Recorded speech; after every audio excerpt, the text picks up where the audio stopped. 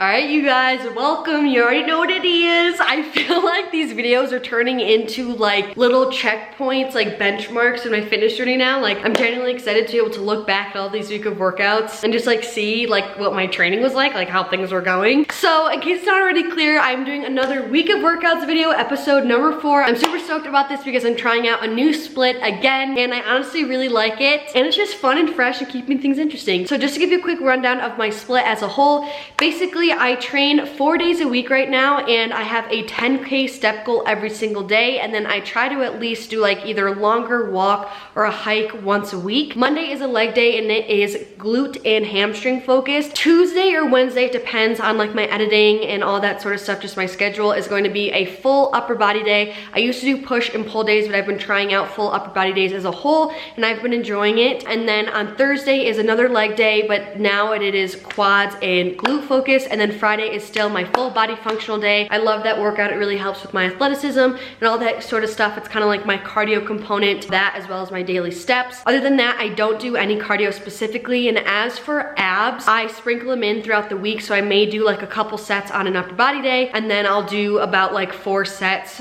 on my full body Fridays as well. And then of course, just like keeping my core braced and engaged throughout all of my lifts that I'm doing. And I guess in terms of like why I went down to 4 days a week, because this is honestly the first time I've been training only 4 days a week, like since I started training. I used to be 6 days hardcore, then I went down to 5, which was the last video you saw, and then now I'm at 4 days a week. Really the main reason why is just because A, I just want to experiment with my body and see how I respond, but 2, I just felt like my body was still a little bit stressed out and I just wanted to see what would happen if I went down to 4 days a week, see if it felt better for me, just to help with like optimal hormone function, all that sort of stuff, just to make sure I wasn't overly stressed, just to make sure I wasn't overtraining, all that sort of stuff. So again, still in the experimental phase, but you know, gotta love it. Quick little interruption to give a little bit of a disclaimer slash catch everyone up to speed who may not be caught up to speed or may have missed my most recent content. So if you don't know, I broke my wrist. So this footage that I have, these workouts that I'm showing you, this was actually the same week that I broke my wrist. So with that being said, I wasn't able to finish filming the full week of workouts because like I said, I broke my wrist later that week. That is why there's only going to be 3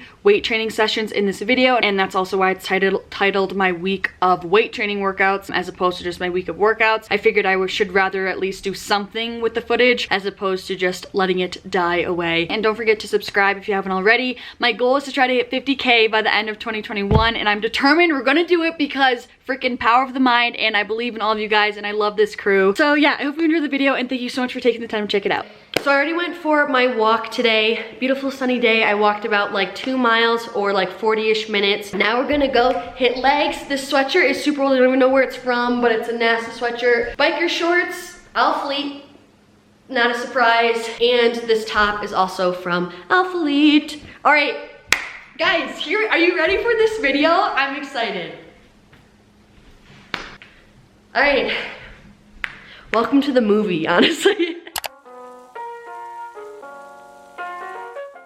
Welcome to workout number 1. So I always start off with some dynamic stretches and some band work with my leg day. So here, all of my bands are from Hope Fitness Gear, and you can use code LITFIT20 to get 20% off if you would like. I'll have them linked in the description box. I absolutely love them. I've been using them for literally years now, and I've never had a band break on me. I really love these ones here that I'm using too because they're a fabric band, so they grip really well on your leg because there's rubber on the inside, and also they literally cannot snap. So I really love those ones to warm up with. So here I'm just doing some froggers. I get into a low squat and then come up and grab my toes. It's really important when you're warming up before your workouts to start with dynamic stretches, meaning you're taking your muscles through a movement, through a motion, in order to appropriately get them ready for movement in your workout. You really want to save your static stretches for the end of your workout. Here I'm doing some nice low lateral lunges to open up my hips and open up my groin. And then these are also a classic. I'm pretty sure these are called either 90-90 rotations or windshield wipers. I've heard both ways. Basically, you're just taking your knee and dropping them down on either side of you. And then to warm up my core and lower back, I did some bird dogs. I don't usually do this, but I was feeling it this day, so we were rolling with it. And then I popped on my band and I did some glute bridges. You don't have to do this step. I know there's been a lot of recent difference of opinions with quote unquote glute activation. I've personally been doing it for years and I love it. It gets my blood pumping, it helps with blood flow, and it just gets my muscles warmed up as a whole. It also helps me get my mind to muscle connection recruited and just recruit my glutes so they're ready to go in my workout. I find that it helps my glutes fire more readily during my workout instead of having more dominant muscle groups take over the movement. This is just some classic glute bridges. My heel is directly stacked underneath my knee. I find that angle and foot placement really helps to make sure I recruit my glutes and prevents me from feeling it too much in my hamstrings. And then I took a weighted bar and did some good mornings. Since this was a glute and hamstring focused day, I wanted to warm up just the whole backside of my leg, or essentially my posterior chain. First exercise of this workout is a hex bar stiff leg deadlift for 4 sets of 10. If you haven't used the hex bar before, don't sweat. I know it may seem a little bit intimidating, but I actually love this. This usually is used for like a squat or a deadlift, but I really love using it for the stiff leg deadlift. So if you don't have this at your gym, don't stress. You can definitely still use a normal barbell or a set of dumbbells. It's still going to be the same movement pattern. This is just a different variation, but regardless, no matter what equipment you are using or what weight you're using, with the stiff leg deadlift, this is a hip hinging movement, meaning you're going to initiate the movement by pushing your hips backwards. This is like one of my top favorite movements of all time. Basically, I always say to pretend like you were trying to push a door closed with your bum, and you want to try to push your hips back as far as you can, as far as your mobility allows, to really get a big stretch in your hamstrings and in your glutes. This also will shift the weight onto your heels as you push your hips backwards, which is going to help you then be able to drive up through your heels and through your hamstrings and through your glutes. By having your weight in your heels, this will just help you to recruit your glutes and feel the exercise in your whole posterior chain. Another really important thing is I always say to pretend like there is a board strapped to your back. Your whole entire upper body should be completely stationary and honestly looking like a robot. There should be no curving or arching in your back. That is where you're going to have lower back problems and back pain. So again, you want to keep your spine as straight and in alignment as possible. Same thing goes for your neck. I always say to keep your head in line with your spine. As you can see, I'm not looking up towards the mirror when I'm at the bottom of this movement. I'm constantly looking down at the ground, or essentially just keeping my neck in alignment with my spine. Just keep that rule of thumb and you pretty much can never go wrong. The more bend there is in your knee, the more glute focused it is going to become. The straighter your leg is, the more emphasis is going to be placed on your hamstring, because there's going to be a greater stretch within your hamstring. Second thing, if you are using a dumbbell or a barbell to substitute for this hex bar, make sure that you are keeping those dumbbells or that barbell very close to your shin. You want to picture them grazing your shins or the front of your legs. I find that when people put the barbell or the dumbbells out too far from them as they lower, they find it hard to keep their balance. The stretch with this exercise is absolutely critical. It's what makes this exercise so good, because it has such a lovely range of motion. So really make sure you're going as far down as you can, as far as your mobility allows, okay, without causing your back to round, etc., in order to really get the most out of this movement. And again, don't forget to push your hips back as far as you can. I find like that's another problem for a lot of people. They are not pushing their hips as far back as they could, and therefore they're not getting as great of a stretch as they could, and then they find it hard to feel it in their glutes and in their hamstrings. Moving right along to the one and only hip thrust. You guys already know, how could I start another week of workouts video without showing hip thrust within the freaking first workout, or furthermore, the second exercise of the whole entire video? It just would not be a Live Fit week of workouts production. So here we're doing hip thrust for 4 sets of 10. However, there's a little sprinkle of spice at the end. We are doing a drop set on the last set, which I will explain in a second. So in terms of form for the hip thrust, first of all, bench height, super important. You want to find a bench that is, I don't know the actual numerical height, but you want to make it so that when you're at the top and locking out of that hip thrust, when you thrust all the way at the top, there should be about, like, you should feel like a tabletop. Your whole torso should be parallel with the ground. There should be a 90-degree angle in your knee, give or take. Don't over stress about it, but I find that if if I have too high of a bench, I do not get as good of glute engagement, and same thing if I have too low of a bench, it's just too difficult. When it comes to getting up with the hip thrust to get the weight off the ground, you're going to roll the weights over your lap, scrunch up your legs until you get a good solid base, and then I always lift up on my elbows onto the bench and also pushing through my heels to lift that weight up and scoot and shimmy my back onto the bench. In terms of back placement, again, you don't want to go too high on the bench or else you're going to feel like you are going to fall off, and you also don't want to have it be too low on your back or else you might feel restricted in your range of motion. So again, play around with it, but you most likely want your bottom of your sports bra or like your shoulder blades to be on the bench. Again, play around with it for you, but I find that that is my sweet spot that still allows me to get a substantial amount of range of motion. So now when I lower down into the movement, my elbows are off the bench at this point. My hands are on the bar for stability. I lower down until pretty much as low as I can go before the weights touch the ground. I place my knees so they are stacked over my ankles, and so my heels are directly under my knees. I'm continuously looking forward to help create a posterior pelvic tilt. You don't really want your head to fall back. That's when there's going to be arching in your back. Your pelvis is going to lose posterior pelvic tilt, which inevitably helps with glute engagement. By placing your feet like I described, by having your ankles right underneath your knee, that is going to cause you inevitably to be pushing up through your heels, which is going to also help with glute recruitment and glute engagement. If your feet are too far out, you're going to feel it more in your hamstrings. If they're too close into your bum, you're going to feel it a little bit more in your quad. So it's important to again have that 90-degree angle in your knee. There are 3 different muscles in your glutes, but this one here is targeting the biggest muscle in your glutes. It is your gluteus maximus. Okay, so in order to really get the most out of this movement, you really want to make sure that you are locking out at the top and having a very thorough contraction.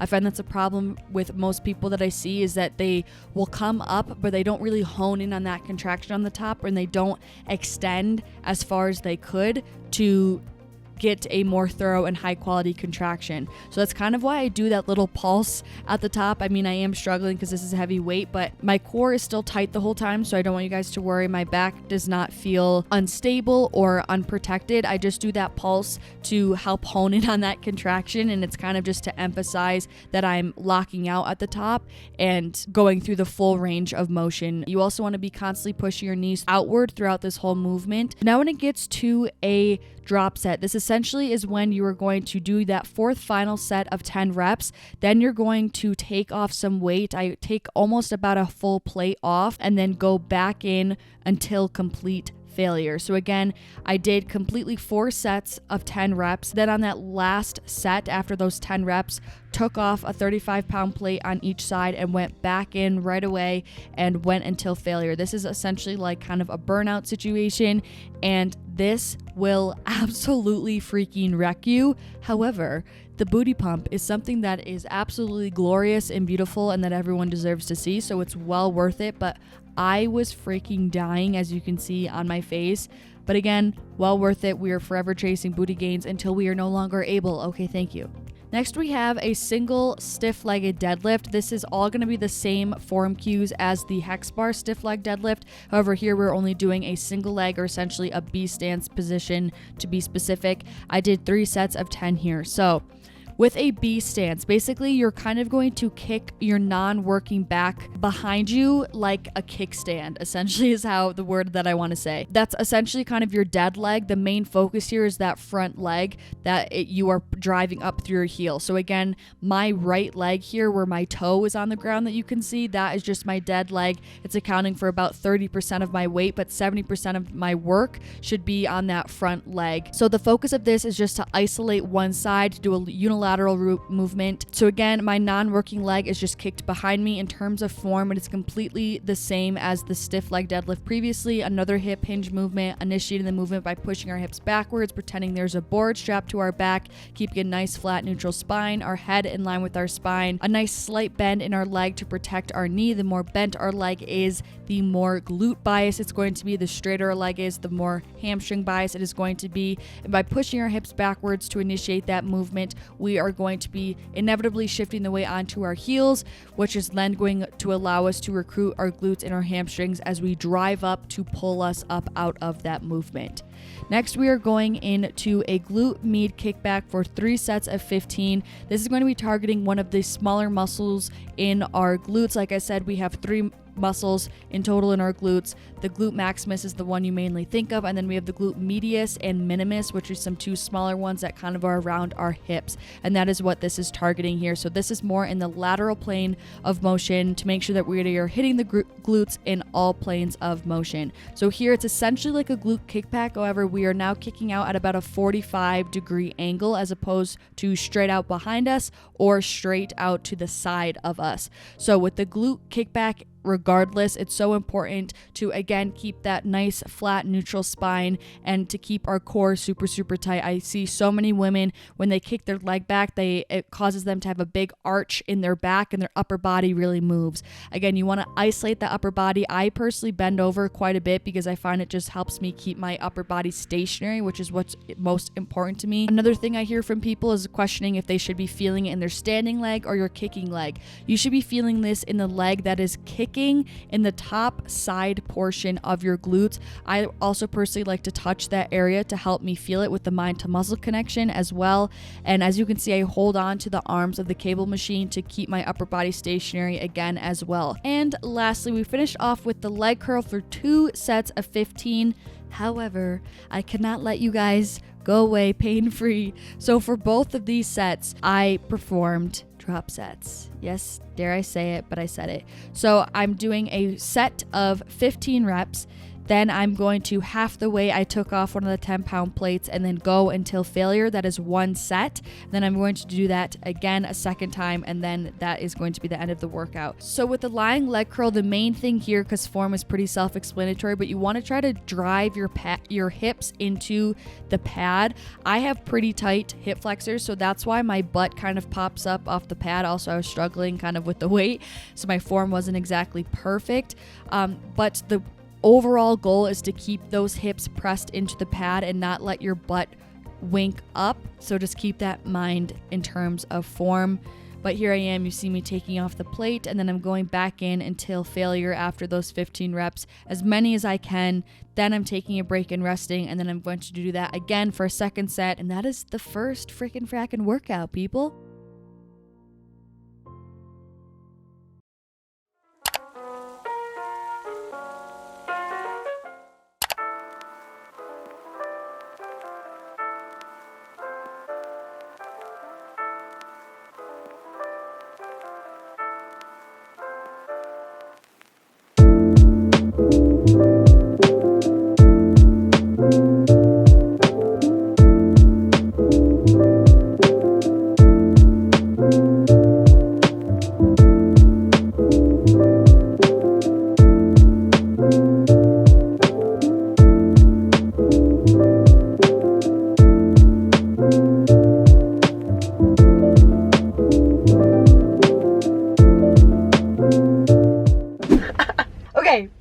So happy Tuesday.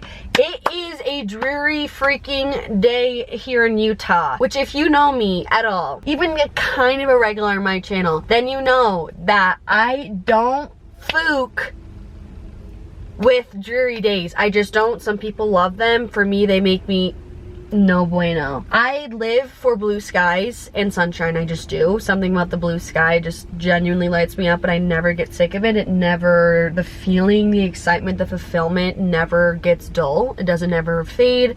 It doesn't ever go away when I see a blue sky. So regardless, I'm not feeling like super amped up today. I'm kind of just like feeling flat, like lower vibe. So I still want to get my steps in, but I also don't really want to walk right now because it's dreary and cold and windy and rainy. So I just came to the gym now and I'm going to walk just on the treadmill, honestly probably for a solid like 45 minutes, maybe even to an hour, just depending on how I feel, because I've been so sedentary all day and I'm going to continue to be sedentary after this. So I really want to try to at least make sure I get like around 8k steps, ideally 10k. And while I do that, I'm just going to do some work on my phone, like post some things, get back to some emails. And as for my outfit, this little zip up is from Lululemon, and I'm currently wearing a one piece, which now I wish I showed you guys when I was at home. I totally forgot. But it's a one piece from Free People, so I'm kind of like in an athleisure vibe today, but it's like fitting because I'm just gonna walk. So this is the fit for the day.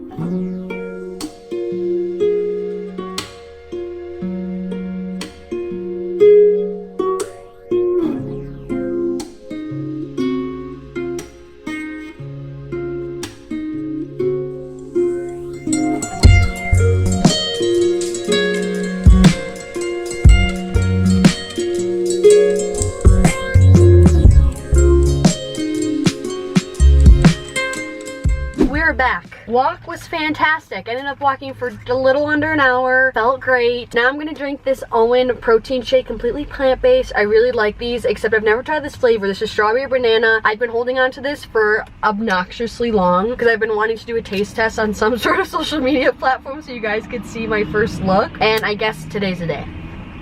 Ooh, I already took a little lick.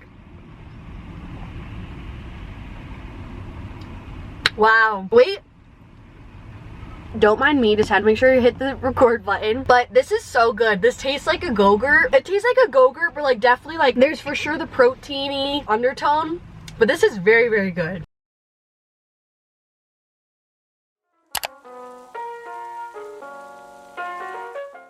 Okay, I literally just squeezed a pimple and I regret it. Everyone just ignore, I'm gonna put my hand in front of it. And we're just gonna, hey guys.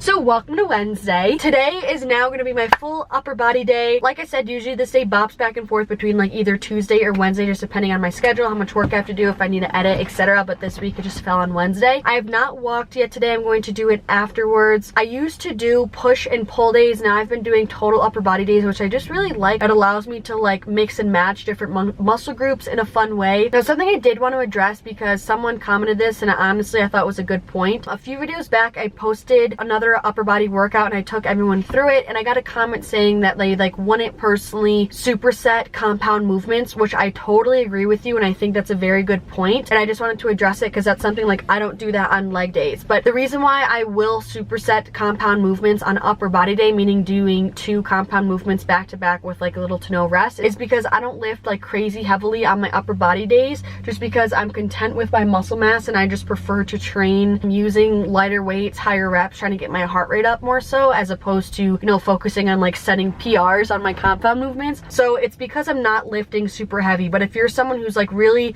strictly trying to put on muscle mass, who is really trying to increase strength and set PRs and things like that, then totally feel free to not superset the things that I choose to. But for me, I like to put them together because since I'm not going super heavy, I like to add the intensity in by decreasing rest times and keeping my heart rate up that way. So I hope that made sense. All right, ladies, let's hit the road.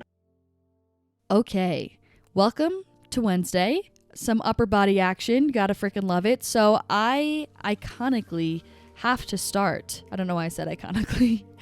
But I always start my upper body days with jump roping, not currently because again, I'm injured. I love jump roping before upper body day. It gets my heart rate up so quickly. It warms up my whole body, is amazing for blood flow, and also just for footwork and athleticism and speed and agility. It's just amazing. And I also just feel like a pretty dope freaking boxer, you know, beforehand. So I just like to, you know, get in the zone, listen to some music, get hyped up, feel like I'm important, you know, all that good stuff, work on different foot combinations, all the things.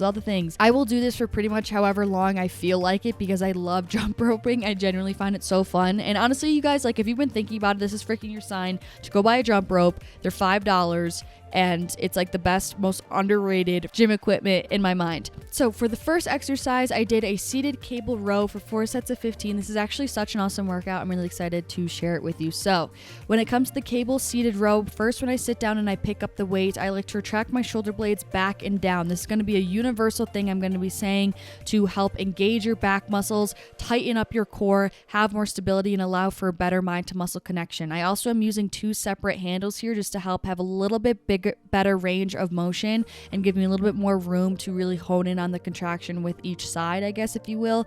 So with those handles, I'm taking them and driving them towards my belly button. I'm trying to take my fists and come right towards my belly button. I'm keeping my elbows tighter in towards my side to isolate that mid back, which is what we were trying to work here. If I were to flail my elbows out, that's going to be targeting a little bit more of the rear delts. And when I bring the weights back down as I come out of this movement, I personally like to lean forward a little bit just to help get a better stretch in my back to then increase the range of motion and increase the time under tension. With any sort of cable work, you want to make sure that you are not allowing the weights to become re-racked. You want to make sure that there's constant tension on that cable and you're not letting the weight meet that weight stack. Especially if you are newer into the gym and find it harder to have good mind to muscle connection with your back. When I first started out, I could barely feel or think about my back muscles. I really struggled to recruit them with the mind to muscle connection. So my big tip is to try to pause on that contraction for a second. When you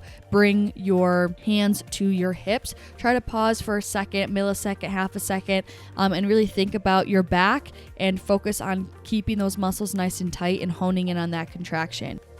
Next, we are moving into the classic lat pull down. This is going to target our lats, a little bit of the back of our arms, some rear delt engagement, which is the back of our shoulders, and the lats are what kind of come down along the sides of our upper back. Okay, that's people's wings, like they usually call it. I'm sure you probably have heard of that before. So this is, again, just another great compound movement for our vertical pull motion here to target our back and just overall upper body. So I have a nice wide grip, which is going to target those lats. You're going to keep your chest nice and open again. Same thing here, retracting our shoulder blades back and down to engage our lats, engage all of our back muscles, and stabilize our core. Doing that will inevitably open up our chest. And here, when you pull that weight down, you're focusing on squeezing those lat muscles and kind of using your hands just as hooks for the weights, and then pulling that weight down via your lats. Your core should be nice and tight. Your whole upper body should be nice and stable, and you should not be using momentum to get the weight down. You want to stay nice and controlled and tight and focus on your lats in order to pull that weight down. Same thing as I said previously, you don't want to have that weight be able to re-rack itself. You want to make sure that you are keeping constant tension. And again, try to pause for a half a second at the bottom of that movement to really hone in on that contraction and make sure that you're getting a thorough squeeze and going through the full range of motion. Then I went into an incline chest fly. I'm pretty sure the bench was at a 45-degree angle here. And I did 3 sets of 15. This is going to target our chest and the front of our shoulders for the most part. I'm keeping a nice slight bend in my arm to protect my elbow and to prevent injury. Same thing here. I retracted my shoulder blades back and down to engage my back muscles to then stabilize myself and help me get a better contraction within my chest. So I'm going to come all the way down to get a nice big stretch in my chest and in my shoulders, coming down till about my wrists are out perpendicular from my sides and in alignment with my torso. And then I'm going to come up, bring those weights together and really squeeze those chest muscles. So I supersetted that with this lateral raise complex. I've not done this in so long. I don't even know how long it's been, but I did 3 sets of 12 here. So essentially you're just going into a lateral raise, and at the top of the movement, instead of just coming back down, you're going to pivot and bring those weights right in front of you. This is just essentially increasing the time under tension, and it's a good one. I'll tell you that one. It definitely burns. I will say I would even recommend myself to slow down the movement a little bit just to have a little bit better, more muscle control and better mind to muscle connection.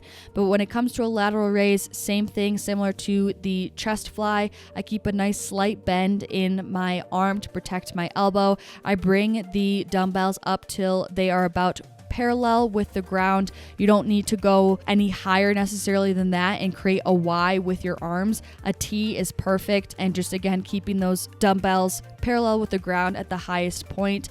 Moving into superset numero dos, we're doing a little bit of bicep tricep action. So this is a cable preacher's curl I did for 3 sets of 12. If you're familiar with the normal preacher's curl, this is just kind of a cable variation. So you're going to squat down and then rest your arms on your knees, or essentially your elbows on your knees. This is just to help take away momentum and just really isolate your bicep muscles. This is just a really great isolated movement. I'm using the rope attachment with my hands facing each other. So my thumbs are facing my face, if you will. And essentially you're just going to drive your thumbs to your face by squeezing your biceps and getting a nice contraction there. Then I went right into a cable overhead tricep extension. This is a great superset because you don't need to move the cable or anything. So I did this for 3 sets of 15. I like to kind of stagger my legs a little bit so I have a little bit of a forward lean so the cable doesn't hit me in the back of the head, because, you know, that just would not be a fun time. So I do have a nice forward lean at about probably 45-degree angle. Again, my fingers are facing one another. My palms are towards each other. I pretend like there is a pin that is being driven through my elbows. You don't want any movement or wiggling or, you know, flailing out side to side of your upper arms with your elbows. You want all of that to stay stationary. Your upper arms and your elbows should be in a fixed position. The only joint involved is your elbow, and the only thing that is moving are your forearms. And lastly, I finished off with a diagonal rear delt cable pull. I haven't done this in a hot minute. I did this for 3 sets of 12. So the rear delt is the back of your shoulder. This I feel like is often neglected, but it does wonders to sculpt your shoulders and just tone up the whole back of your arm. I start with the cable about in alignment with my eyes. That's pretty much the height of it. But then I drive my arm diagonally down at like about a 45-degree angle. I'm holding on to the cable itself. There's no attachment. I'm just holding on to the little rubber ball, and I'm doing that in a pronated grip, meaning my palms are facing towards the ground. I essentially am driving outwards with my pinky by squeezing my rear delt, and that is what's driving this weight and driving my arm out to the side, keeping a nice stable foundation as well, keeping my chest open, retracting my shoulder blades back and down to really isolate the muscle that I'm trying to work, which is my rear delt, trying to minimize momentum here and really trying to go slow and pausing for that millisecond to hone in on that contraction, because the rear delt is a rather small muscle and kind of difficult to recruit mentally. So again, that slight pause at the top of that contraction just helps to really get a more thorough contraction.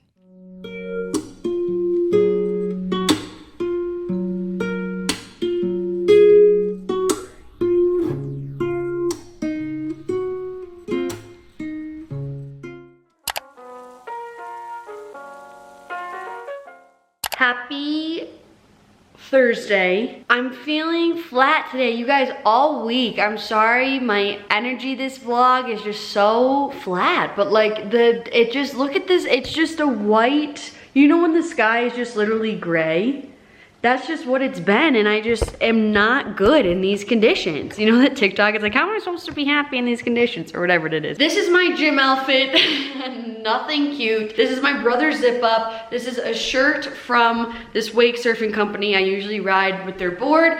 These are really old Outfleet shorts, and this sports bra is from Sarah's Day White Fox Boutique. Another thing, I just feel like being very raw and honest. I started my period yesterday, and that amongst other things, but my body image has been really lowballing it lately. Like, I've just really been struggling with my body image. I think just because this summer, again, I was really pretty lean again, and when you're lean and tan, it's kind of hard to like see yourself any other way, and I just feel like that amongst like the seasons changing, I tend to not be as like, I just love summer. I feel the most like myself. I feel the most, that's just when I feel like my highest self. So I'm trying to love myself, give myself love. You know, life is a lot more than what your body looks like. I don't know. I just wanted to be honest, because I just feel like when I started this fitness journey and I would look up to all these like YouTubers and stuff, I always just felt like, oh, that's gonna be like the end game, the end goal is where they're at. When really, like, I don't say this to discourage you, I just say it to remind you, like, you need to love yourself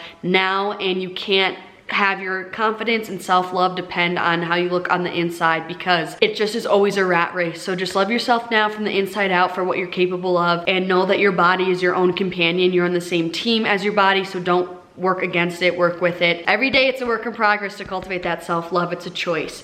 So anyways, let's go. Okay, and already the last workout of this video. So first I started off with a Bulgarian split squat for 4 sets of 10. The gym was packed this day. I know it doesn't look like it in this clip right now, but literally like nothing else was open. and I don't like to start with Bulgarian split squats. I like to start with more of a bilateral movement, but everything was freaking taken. So I just grabbed a set of dumbbells, and literally I'm doing this on a calf machine. So I personally absolutely love Bulgarians. I feel like it takes freaking good character to do a Bulgarian the correct way, because it's so painful to get yourself to go through the full range of motion and do them thoroughly, but it's so important. It will yield you such amazing results. So foot placement with the Bulgarian split squat is literally everything. Same thing how I said with a hip thrust. Again, I personally like to have everything be more glute biased, because that's just personally my goal. So if that is your goal as well, it's really important to have your knee stacked over your ankle. If it is too close far into your bum, again, this is going to be very quad focused. However, if that's what you are wanting, then there you go. Just bump your foot in so it's a little bit closer to your bum and don't have as wide of a stance. Second thing, I have a slight forward torso lean. This also is going to inevitably help with glute engagement, because it is going to increase the stretch in your glute. Also, by having your knee stacked over your ankle, this is going to essentially force you to have to drive up through your heel, like I've been saying, which again is going to also inevitably help you recruit your glutes. Other huge tip that so many people don't do, without any shade, I just am stating like facts for my observation. Very rarely do people go through the full range of motion and actually hit depth with this movement. I see half reps constantly with Bulgarian split squats. The beauty of this movement is how big the range of motion is and how big the stretch is with your glutes and with your inner thighs, all of that stuff. So you really want to make sure that you are taking advantage of that and maximizing that. So you want to make sure you're going down as low as you can till ideally your thigh is parallel with the ground. That's how low you should be going, or I pretty much go until I can't anymore without the weights touching the ground. Next is the leg press. This ended up opening up, so I just decided to do this. I did this for 4 sets of 10. Let me tell you something. I do not love the leg press. I used to absolutely love it my first few years of college. I like it as a whole. I guess I just don't like the leg press at my gym, because the actual thing that your feet are on, that moves when you come down, and I hate it, and I really struggle to go heavy on this because of the way that it moves. Foot placement is very important when it comes to the leg press. The higher up your legs are, the more like glute focus it's going to be. The farther down your legs are going to be, the more quad focus it's going to be. Here I'm doing a pretty standard stance. My feet are just pretty much shoulder width apart, toes are facing pretty much about forward. They're a little bit pointed outward. Something that's really important with the leg press, I find, is that if you come down too low and cause too much of a curve in your lower back, it can definitely cause lower back pain. I know that from freaking experience. So I try to keep my whole entire back pressed into the bench, and I only come down as far as my mobility allows. I don't stress to try to get my knees to touch my chest or anything like that. Okay, 100% transparency and honesty. Like always, I am very uncomfortable with this clip, but I mean, it is what it is, and I want to be honest with you. Like I said, I was really struggling with body image at this time. I had just got my period, and I just was feeling very watery and bloated, and quite honestly, like, my body fluctuates a lot.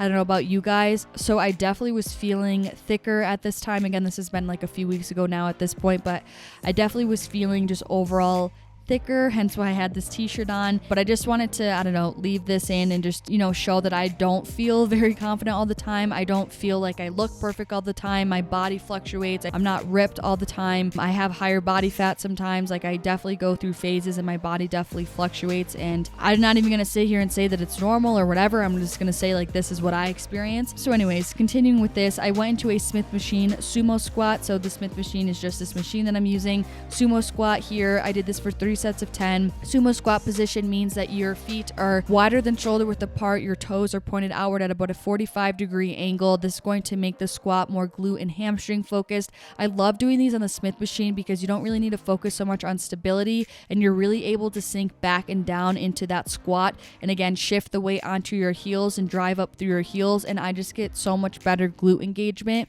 this way, because again, I'm able to sit back really deeply in that squat and get a nice big stretch in my glutes. My chest is open throughout that whole movement, and I really try to prevent my knees from caving in. I try to focus on pushing my knees outward throughout the whole movement and keeping my knees in alignment with my toes. Next, I went into a little superset. This was more so of the form of kind of like a band out situation. I definitely went lighter weight with my hip thrusts here. That is also why I added a band, because I wanted a little bit higher volume. I'm not necessarily going for strength here or pushing weight. This is more so for hypertrophy here, higher volume, higher reps, and more of a burnout. So normal banded hip thrust here for 3 sets of 12. All the same form tip applies, getting up by pushing up through my heels and my elbows. Then I have about my mid back to bottom of my sports bra on the bench. My elbows come off the bench and hold the bar for stability. I'm constantly looking forward to create the posterior pelvic tilt. I have my knees stacked over my ankles so I can drive up through my heels. My toes are nice and light. I'm keeping my knees pressed out against that band to recruit my glute medius and minimus, those smaller muscle groups like I talked about previously, to try to target the glutes in the lateral plane and add some more resistance. Again, keeping that core nice and tight and really focusing on driving up through those heels and scooping that weight up into the air. So then I supersetted that with banded donkey kicks. Again, this band is from Hope Fitness Gear. You can use code LIVEFIT20 to save 20% off your whole entire order. I will have them linked below. It does support me again, so thank you so much if you do try to check them out. I really appreciate it. So for these banded donkey kicks, I did 3 sets of 15. Again, just more of a burnout. Here, again, I'm keeping my neck in alignment with my spine. I am trying to keep my upper body nice and stationary. And here I'm just driving my heel. I'm keeping my leg bent and I'm driving my heel up towards the sky by squeezing my glute. And that resistance from the band should have your booty feeling freaking the burn. And the last exercise of this video, I'm sad, is a lateral lunge I just did for 2 sets of 15. This again is targeting our glutes in the lateral plane of motion. Here we are having the bar rest right along our traps. We don't want it to be too high up so it's on our spine. That's going to cause a lot of pain. Here you're going to get a nice wide stance and you are going to lunge to one side. Again, try to minimize any arching or curving in your back. Keep your head in decent alignment with your spine. You're going to lunge to the side here. Again, by driving up through your heel is where your weight should be. You want to try to keep your knee in alignment with your toes again. It shouldn't be wiggling side to side or anything like that. And you want to try to get down as deep as you can go, as low as your mobility allows, ideally where your thigh will be about parallel to the ground. And I personally visualize like pushing the ground down in a way when I push through that heel.